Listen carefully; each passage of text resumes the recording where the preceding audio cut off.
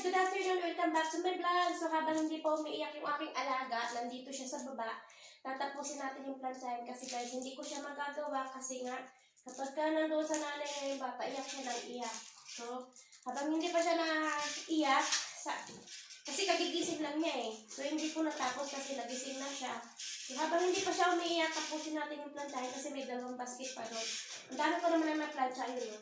Ang dami ko nang nasimulan habang natutulog siya. So ayan siya guys.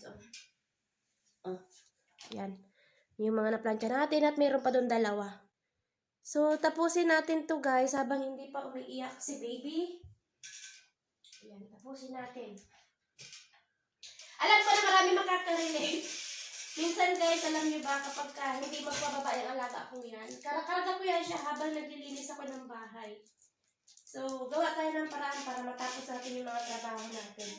Kasi guys, kapag may alaga kang bata, hindi ganun kadali. As in, mahirap talaga guys kasi may mga nakaabang trabaho pa sa iyo, naghihintay, tapos hindi mo magawa kasi meron kang alaga na bata.